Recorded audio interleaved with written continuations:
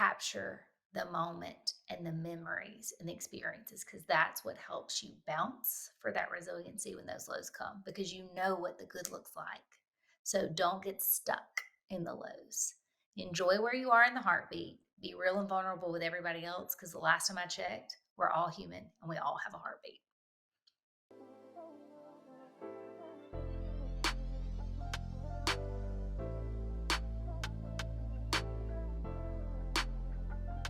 Welcome to the Mindset on Resilience podcast. I'm your host, Daniel Truelove, and I am excited for the episode that we have for you all today. As you all know, we're here to build a more confident, resilient, and mentally strong community. And the guest that we have today is definitely going to deliver on that. Listen, I am personally grateful for who we have on today. She is a wealth of knowledge and is making a tremendous impact not only here in the state of Alabama, but across the world. She is the executive director of the Jennifer Claire Moore Foundation, and she's also the co-founder of ThriveWay Peer Helpers, which is an organization that is doing tremendous things in the schools all across the state. And so I am excited to introduce to you none other than someone that I appreciate, someone that I value, who is an amazing mother, amazing wife, just an all-around amazing person, none other than Mrs. Allison Moore. How are you doing today? Hey, Daniel. I hope I can live up to all of that. I'm like, that's kind of a lot. Those are big shoes you just like crafted right there. Oh no, listen, you're walking in them, and you actually have some more room. So, oh yes. Well, I just want to say thank you for saying yes to being on the podcast. You and I both know that you have a lot of things that you manage and have a wide range and scope of reach with the things that you have to, impact and facilitate. And so this time, I know we want to value it. And so I just want to say thank you so much for saying yes to being on here. And we're going to jump right into our conversation to kind of start with the program. You are the executive, director of the Jennifer Claire Moore Foundation, and I know a lot of people know about the story, but I'd love the opportunity for you to share with our listeners today what was the beginning of the foundation, and let us know a little bit more about Jennifer's life. Well, when I kind of got recruited by a board member, I was working at another international nonprofit and kind of got recruited and said, hey, you may be just exactly the person we're looking for right now as we're expanding into an executive director position. And I said, share with me a little bit more about the foundation. And I learned that they were doing these peer-to-peer support programs in schools in Baldwin County. At that time, they were in about 40 schools. And I said, I don't mean to be naive, but tell me about Jennifer. Like, who is this person that this was in memory of? And so I learned about a time that was way more simpler than where we are now. 1997, when the internet sounded like, meh, meh, you know, you have mail. And cell phones were legit contraptions. Like, they were just coming out. We were not in the age we are today with technology, but learned about a young lady who had been going to a private school and over the summer had asked her parents if she could start going to the local public school because they actually had a football team. They had a few more than like 20, 25 people in the grade level. You know, she wanted more of that high school community feeling, and she had been born and raised and grew up there. And so during that same summer, they said, sure, do you want to go? Yes. Sounds great. You know, that's not going to be an issue. Got her enrolled at the local high school. And then her brother, they asked him if he wanted to go as well. And he said, no, I don't think I could make the basketball team there. So let me just stick with what I've got that's working. And he stayed at the private school. His parents also shared um, with me that they had planned to go to Albuquerque, New Mexico. They were going on a trip and they were going to leave their two teenagers, a 16-year-old Jennifer and her brother Grayson at the age 14, home with Meemaw, grandmother, while they went off. So I learned that during that time, the family had gotten a phone call. And it wasn't your robocall from your principal. It was the principal's actual voice calling to say, Jennifer had skipped school. First time, Wasn't expecting that. So the parents, Miss Francis and Mr. Neal, turned around and called Meemaw and said, when Jennifer gets home, please make sure the keys go up. And we're so sorry you're having to deal with this. And they said, we'll be back in touch. So Jennifer comes home, and of course, she does that, takes the keys. Well, the younger brother Grayson, while he was actually at school that day, learned that his sister had been there. People were like, we saw your sister here. We saw your sister here. And he's like, no, she doesn't go to school here anymore. So he came home a little confused, learned that his sister had skipped school and had actually gone to that school where he attended, the private school, and spent time visiting not with former classmates really, but more with teachers, ironically. So they're all at home together, and curious as Grayson is, he said, I want to know what my sister had been doing. So I knocked on her door. Jennifer, let me in. Jennifer. He said, she opened the door. What? Did you skip school today for real? Yeah, I did. Why? I don't know. Did you come to my school? Yeah. What were you doing? I don't know, just seeing people. He said, she seemed real aloof. Nothing seemed to be real big or heavy. I just thought, maybe she's just trying to get away with something because my mom and dad are out of town. She just wanted to have a gimme day. She wanted to do what she wanted to. So he said he went outside to play basketball, and his uncle came over, and his grandmother went outside, checked on things at the barn because they lived in a farm, and checked on animals. And he said, we were coming back inside. My grandmother and my uncle sat on the porch. He said, we lived on a very busy county road. He said, like it was parallel to the main highway to take you down to the beach in Baldwin County. He said, so a lot of people would use it as kind of a cut through. He said, so it was a busy standard afternoon, beginning of October. He said he went inside and he heard a weird noise in the hall. He said he thought it was coming from like the air conditioning unit, and he went to play around with the thermostat, and he discovered the sound was coming from behind him. So he knocked on the door again. It was Jennifer's room.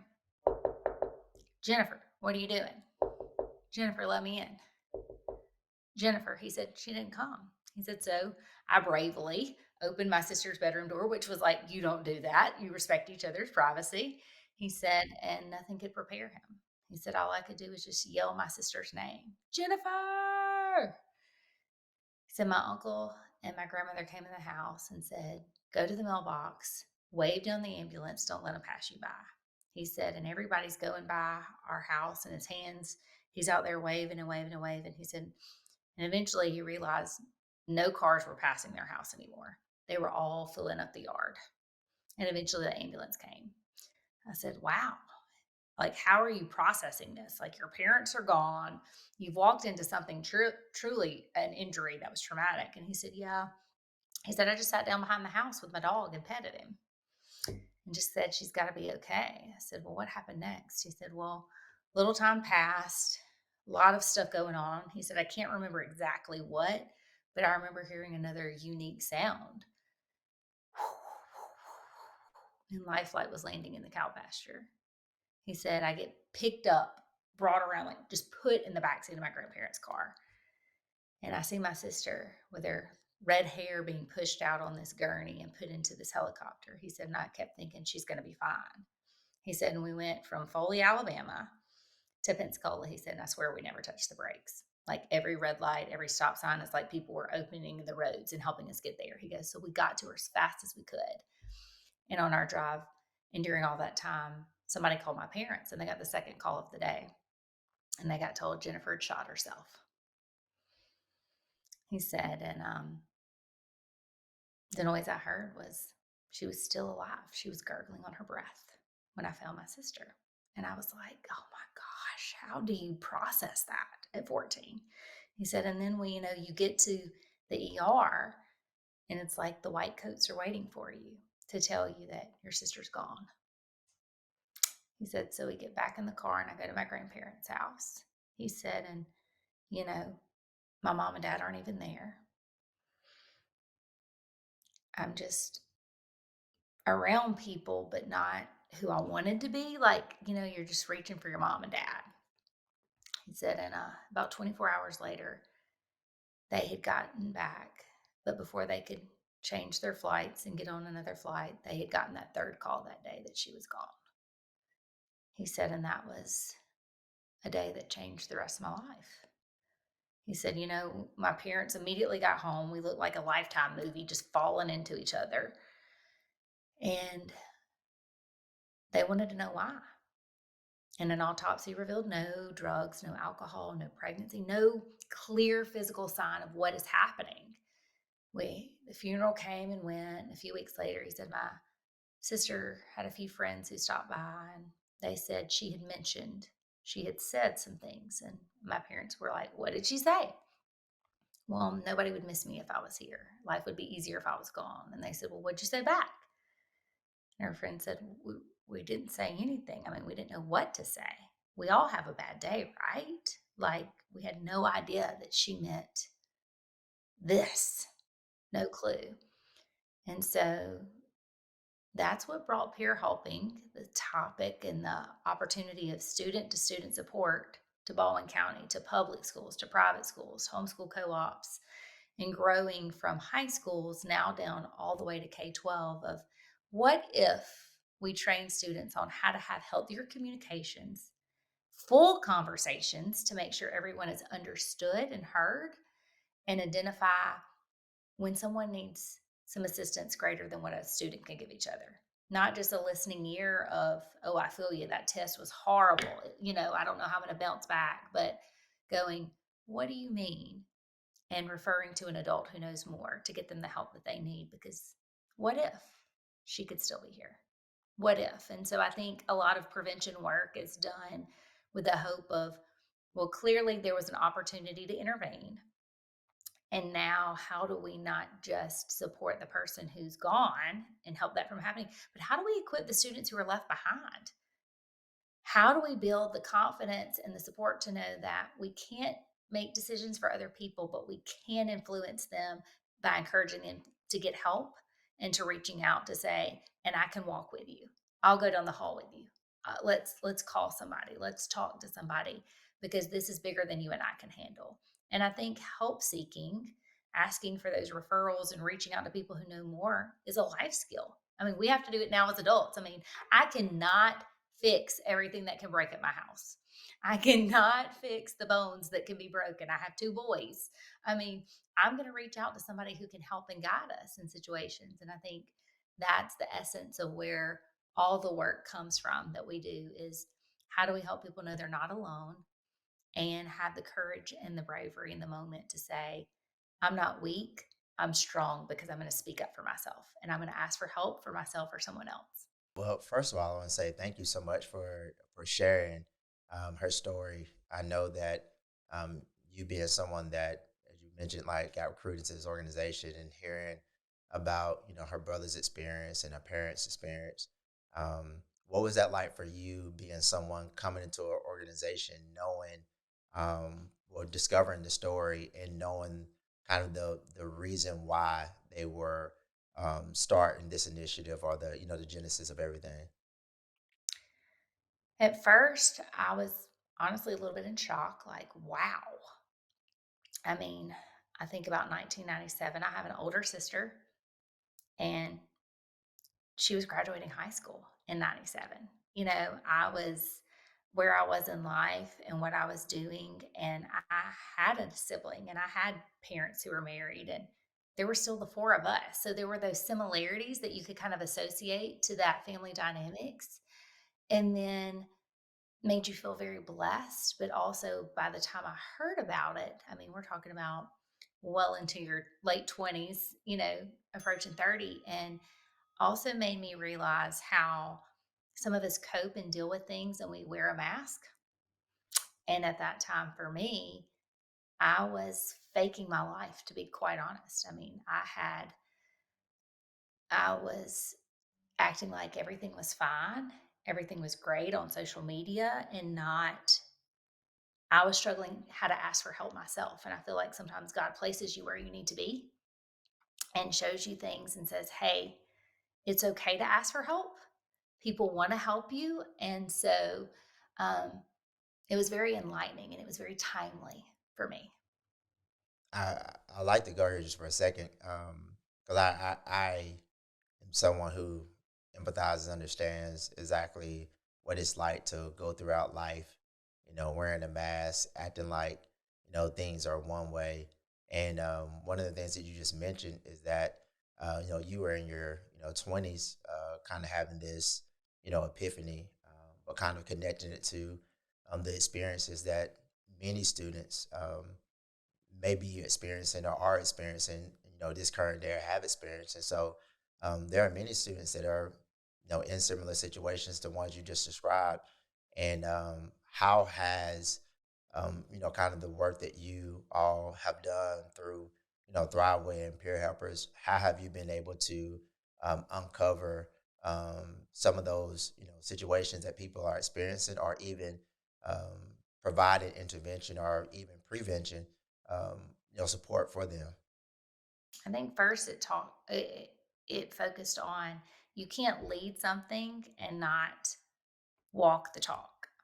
And so first of all, it was a lot of self-reflection. So I was the only staff for the foundation at the time. When I got hired, I replaced two part-time people and one full-time person that they had just started structuring. And so it was just me.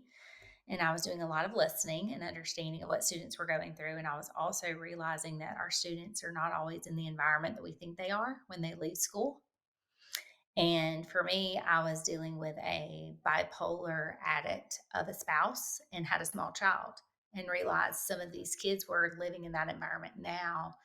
And I wanted to do everything I could to help my former husband. And so I had to get to a place where I knew I had done that, but I also had to accept something that was very hard for me to accept. And that was you can't make decisions for other people, and they have to want your help, and they have to truly own their situation and take control of it. And so with that being said, I divorced with a small child and was now having this child who was, in an essence, a ping pong ball. He was back and forth between two different homes and atmospheres. And I was learning what that was like from a parent's perspective for my child. And it caused me to own my world and go, I, I'm a perfectionist personality, but perfect doesn't exist. And how do we help our students realize that they can accept that perfect doesn't exist, that we don't have to be what the social media may make us feel or what our internal expectations are of ourselves, that we can just be our true selves and know we're giving it the best we can, making the best decisions we can in the moment, and have that vulnerability. And so between now speaking and sharing about that and doing school-wide assemblies and workshops with students, having them feel like all the different things that we share, some of the students are going, I feel like I am the Grayson in the stories. I'm dealing with all the trauma and the grief and the loss and trying to navigate my way back into school. And how do you go back after your dad just died in a car accident? Like, how do you do that?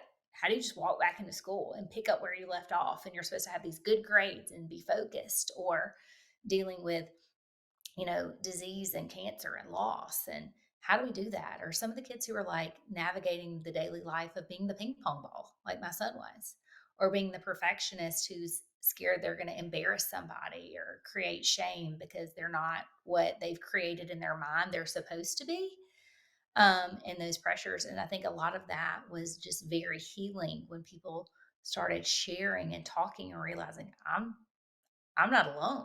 I'm in this. And how do we give grace to others and say somewhere in where we are, we want to be there for people. So having all these experiences, but also having the opportunities, like I'm the state chairperson for Alabama Suicide Prevention, Intervention, and Postvention for the Alabama Department of Education. So having the experience and knowledge and working with people and going, how do we use these experiences, but all this great research, all these tools, all these techniques, and pair them together in a way that students can relate to it and understand the value of prevention? And I think that's where we've come now. And it's so fulfilling to say, here's a story. Yeah, I can relate to that, but what do I do? How do I handle it? How do I get out of this story? How do I step away and start creating my own new narrative? And I always say life experiences are not always going to be great, but there are some great ones out there. And Don't let those negative moments and those experiences define you. Let them fuel you. Let them give you a bouncing off place to create a new trajectory for yourself to bounce and land somewhere where resiliency is like the softest word for it, because it's not just resiliency, it's thriving. It is living fully. And I think that is why ThriveWay is so important, the name, because every person's path or way to get where they need to be is different, but you can thrive. And it's not supposed to be the same. We're not robots. We didn't come off a machine.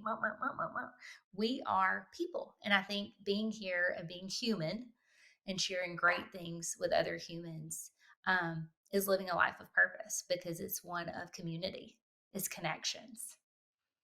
That's good. I love that. And so I would like to, give you an opportunity to kind of, because you mentioned a few things about, peer helpers and Thriveway, but what exactly is it that you all do for those that may not know about it, or somebody may be listening to this and is interested in starting up a program within their school? Like, what exactly is it? So it's a multi-tiered prevention and support program. And what that means is we have curriculum for all students, K through 12. So that's 13 grade levels of individual grade level curriculum that encompasses prevention topics such as having healthy mental health for suicide prevention, understanding about drugs, alcohol, tobacco, um, including abuse such as verbal, physical, and sexual, as well as the difference between like bullying, cyberbullying, harassment, conflict resolution. So we were kind of addressing all of these things in a multifaceted way, but we're really also addressing how we're coping and managing it.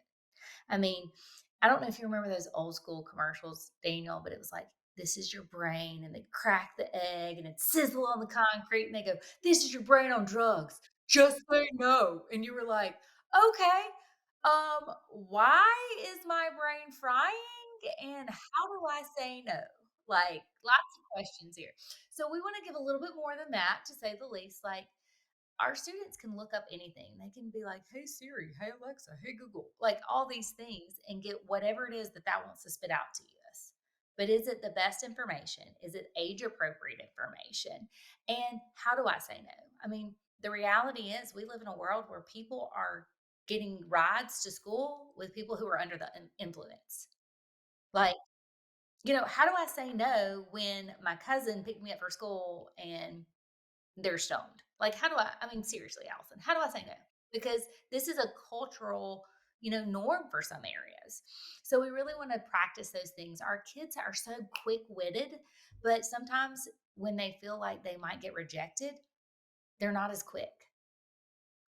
Like, they stall because they're like, what do I say? And I'm like, you say, I could lose my after school job. You say, I might not get to play, and I could get kicked off the team, and I could lose my potential scholarship. You say, "'Cause my mama's gonna kill me." Like, you say whatever it is you gotta say, like, that's the thing. Say what you gotta say to self-protect yourself, and just be like, "Look, this is how we're gonna handle this." And then we layer all of that education and age appropriateness in that tier 1 component of our program, which our tier 1 component for all students is known as PATH. Get it? ThriveWay, find your way. PATH, prevention and awareness for total health is what it stands for. But yes. And we layer that with peer to peer support. And I call all that the magic of the program. It's where we have some students from pretty much every lunchroom cafeteria table, every bus route, every background, just students that represent every student. Because, I mean, if you've got a lot of students who speak a different language as their primary language, you need to have peer helpers who speak that other language as their primary language. I mean, you need to be able to reach your community, but imagine having a person trained at every cafeteria table. Just imagine this, in communication skills and referral skills, so that when somebody in their normal conversations expresses something and says, I just want to disappear, they know how to handle that. Like, what do you mean by disappear? Well, I mean, okay, so we have a test today, but I thought it was next week. So if I was just absent today, I could make it up I wouldn't be here and I could like maintain my grade point average. But now I'm freaking out because I'm not prepared because I thought I had an extra week, blah, blah, blah, blah. Or is it I want to disappear because I just don't see the purpose of being here anymore?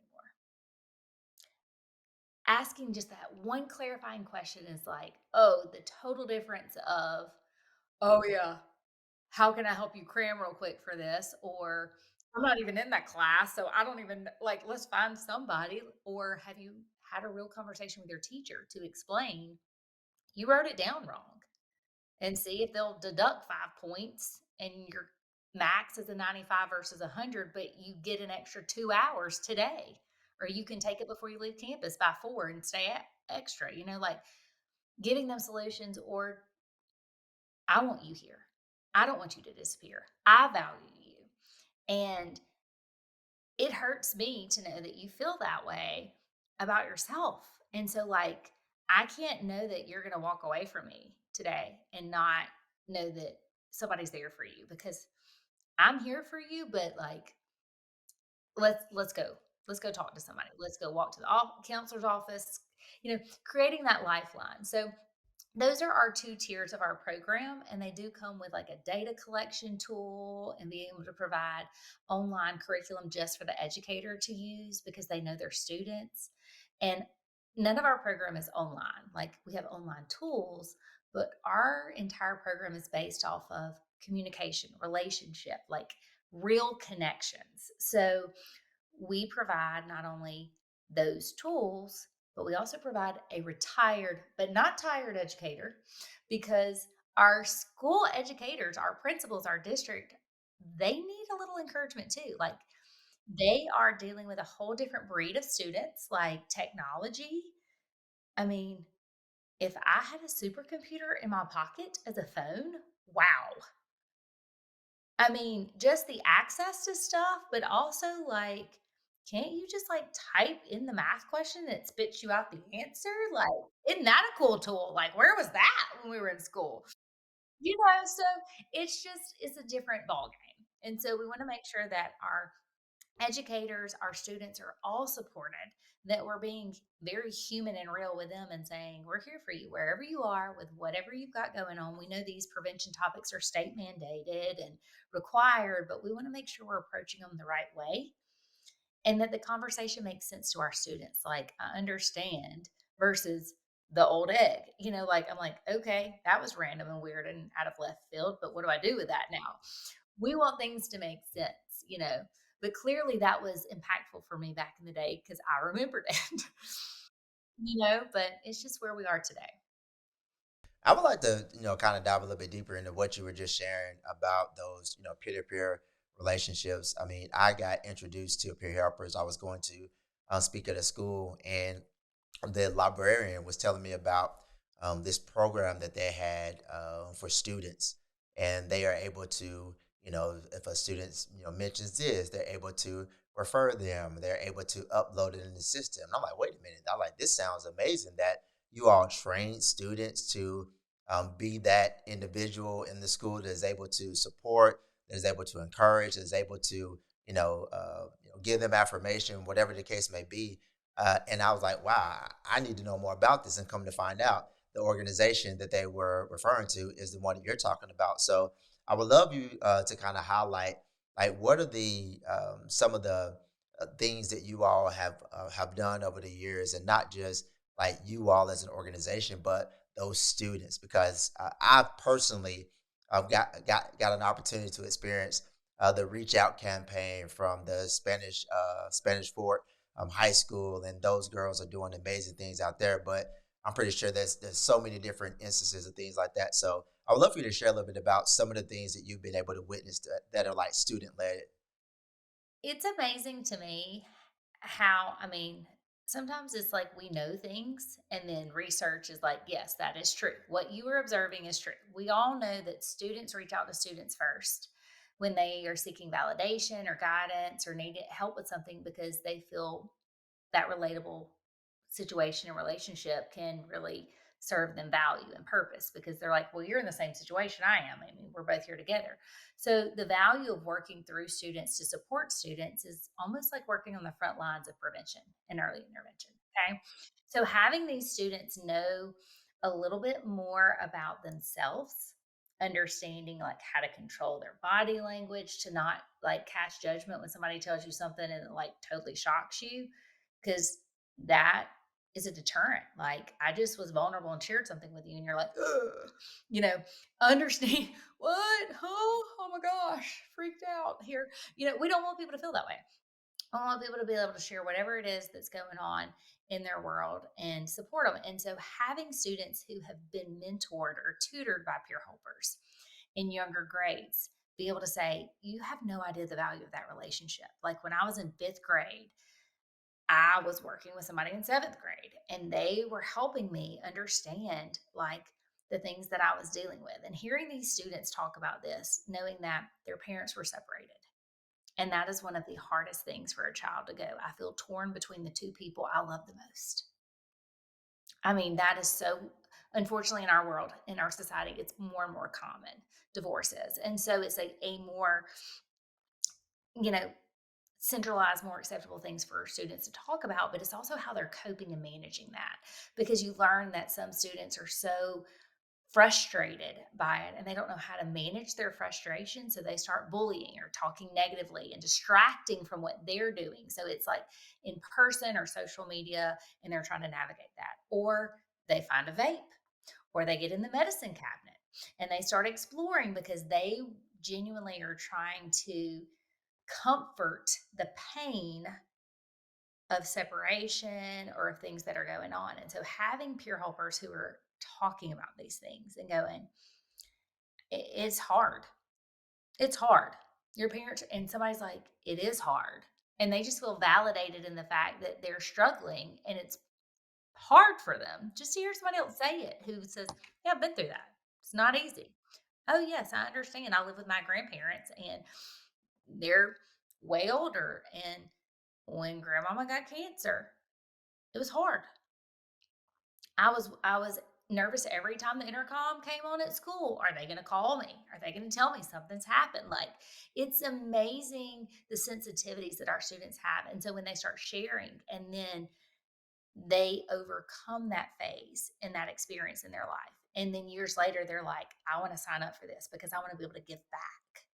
And it's also this grooming of ownership.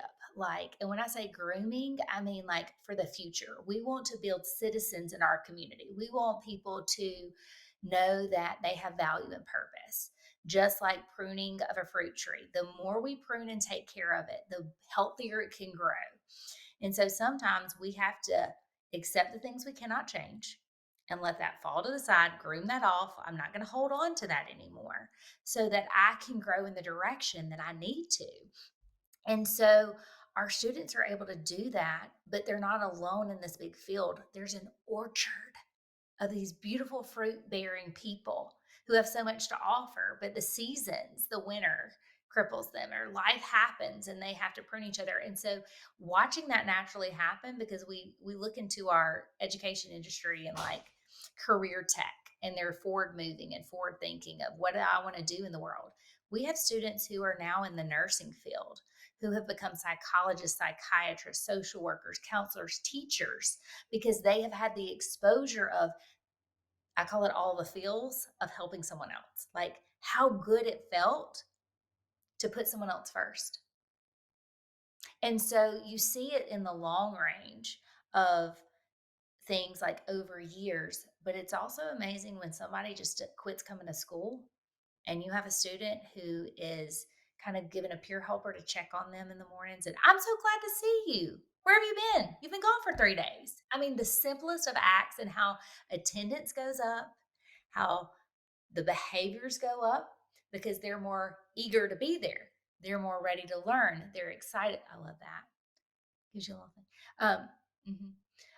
Everything starts moving in the right direction. So I really love the fact that our students have the ability to see things in the short too of results of impact with students, their grades, their attendance, just their expressions and their emotional state of, I'm happy to be here, I want to be here.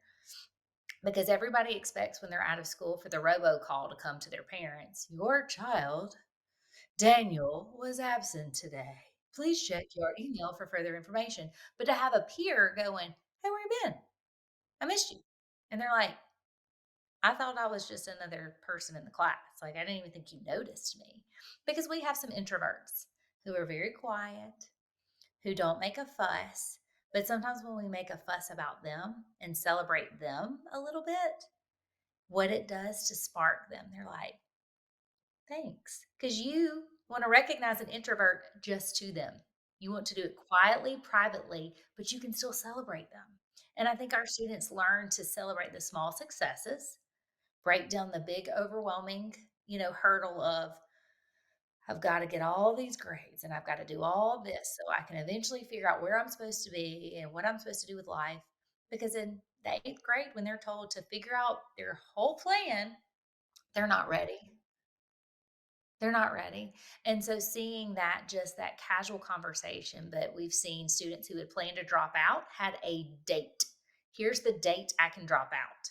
They were meeting with a peer helper for 3 weeks. Before that date, they did not drop out. It's amazing what 3 weeks working with a student can do. It's amazing the attendance, not just for one person, but you start replicating that and you're like, okay, we had all these people we were thinking were about to hit that truancy mark and we were going to have to send letters and parents were going to have to show up in court and we were going to have to handle all of the things because these kids have not been at school. But before we got there, we started pairing them with peer helpers. And now they're coming to school. Our grades are getting supported because they're not just meeting about coming to school. They're going, and let me help you with that math. We'll meet in the cafeteria before school. I got you. I got you. And that is the difference in what I call small steps or what make the journey. Small steps make the journey. The thing that I love is like the student leadership and development aspect of it, because I remember being at the Jubilee conference and thousands of students that are there, all peer helpers, smiles on their faces, and they're all here to like learn, grow, and to make an impact, not selfishly. Oh, this is oh, this is for me, like they, and which is very common. They talk about this generation, but within our society, and whether it's young, old, to be like self motivated and self interested, but for them to step up to say, "Hey, I'm doing this for somebody else." It was just amazing to be able to experience that for so many amazing students, and yeah. So I just wanted to share that as well, and you all have so many stories from amazing things that you all are doing. A question I have for you is like what do you foresee for the future of foundational wellness or just wellness as a whole? Like what is that goal? What is that desire? Whether it be from an organizational standpoint, from a personal standpoint, like what are we looking forward to? So I'm going to answer both. From an organizational standpoint, I think wellness is about not just the student where they are, but that transition to getting to college or that next phase of vocational, like, where do I go from here? Like that, I call it you're a minor, but you're an adult, but you're a minor. Like, it's that I got a foot in, a foot out. Like, where am I at? So we're working on a higher education program development. I've been doing some pilots with some community colleges and work and doing some dorm education and stuff. So that's coming. It's in the work. And then for me personally, I'm a big advocate of wellness. Why have we separated physical health and wellness from our mental health? Like, if our mental health is how our brain is doing, take your brain out of your body and tell me how good your physical health is doing, because it's non existent. Like, that's your control center, that's your hard drive. So, why have we separated these and why are insurance rates different? Because, I mean, you look at having a healthier brain means I can take care of my body better, which in turn increases physical health. You have better mental and physical health, you have more productivity, less, you know, time out of work, as well as less crime rates and things because we're in a better, healthier place. So it all correlates. So my goal would be to see the value across society. You're going to talk about big goals like Martin Luther King had a dream. Well, Allison has a dream. Okay. And my dream is to see mental health valued just the same as physical health. I would love wellness. We need to be a healthy and well society. And what is it going to take for us to be that? And what do we need to do? And that's something that I would love as well. And I love the fact that you brought up this intersection that I personally experience, and I see it all the time. And that's how we're doing, emotionally, mentally, and how that impacts, our day to day. Like when you look at an organization like, NAMI, and they have statistics that showcase that, 7 out of 10 students that, have some type of, mental challenges, they end up being in the judicial system. And you mentioned like the crime and stuff like that. So, like, if we are able, to be better within our brain, then we are able to function better as a whole and as a society as well. Even the fact that over 2.5 million individuals just here along in the state don't have access to the resources to be able to get the assistance they need. And so, when you talk about that dream that you have, I just want you to know I dream for that day as well. And so, not only do I plan for us to continue to dream together, but one day that we'll actually see that dream, come to fruition. And so, I just want you to know that you're not the only one dreaming. We're both in this thing dreaming together, and I'm excited to dream big with you. A dream is only a dream unless it's got steps and fuel and efforts and plans and work in it. So I'm calling it it's a dream, but we are working the dream. And so, one of the things I would like to ask is, as we try to transition, is that um, let's take it away from the work that you've done with peer helpers and ThriveWay, but Allison, like, what is your personal, like, desires as it relates to why you do this work? Like, what does resilience mean for you? What is like your personal goal for life and for um, just the work that you're doing? That was a lot in one question. That was a lot, Daniel. I'm like, I could go anywhere with that, buddy. You could go anywhere with that. First of all, when when you're in this scope of work, you have to constantly be keeping yourself in check and in balance. And that's a good thing for me because I am a perfectionist and realizing that I can't control everything and I can't make decisions for everyone. And it's okay to say, this is not the finished product, but this is a working draft. Like, it's always going to be in draft mode because the work's not done. And so having that understanding and putting it in that perspective is very good for me. What does resilience look like? Not giving up, just not giving up. I mean, I may accomplish my to-do list is pretty entertaining. That's the way I want to say it. It's pretty entertaining. And so I may have only checked off one thing in 2 days. But then some days I'm like, I just checked off 17 things and it's not even lunch. It just depends on what it is. So you just have to celebrate those things. But my goal personally for myself, as silly as it may sound, is I want a screened in porch with 2 rocking chairs. And I want to be able to retire with my lovely husband and know that I have invested in this future and this current generation. And it's kind of like, here's my little motto. I kind of close out when I talk to people, but I go, when life's hardships occur, I want to know I have empowered people to have hope. And by hope, I mean know that people care. And I want them to have courage. And by courage, I mean the skill set to ask for knowledgeable support so that a flame in their life does not turn into a fire. If we can start identifying the little things that pop up instead of going, I don't know how to handle that, I don't want to acknowledge that, I don't know how to deal with that, it's going to grow, it's going to fester. Just sitting out in the air, a fire is going to grow. But if we can learn how to handle that little flame before it takes over, burns us, scars us, chars us up, to where we have a lot longer to rebuild ourselves, how much healthier and happier and content can we be with ourselves and the world around us? So I really want everybody to have that. And for me, that looks like retirement on a screened porch, no bugs, and with two rocking chairs for me and my honey. Because that way I know that whoever's leading and making decisions in our world is still carrying that on, that we're going to handle the flames before we're handling fires. Well, I mean, I think that's a great place for us to, just to land the plane there. I mean, I don't think it can get any better than that than for us to manage the flames before they become fires. And I think that's a word that anybody can grab a hold to because I know me myself. It's like, I get to it. It's like then you would, it put it off for a little while, and then it's more than what it had to be. And so manage the flames before they become fires. I love it. And so I would ask this question, but I think that may be the place. I don't know if you have anything else, but we end this segment on asking about better days ahead. And what that is that any type of encouragement that you have to give about to our guests that there are better days ahead.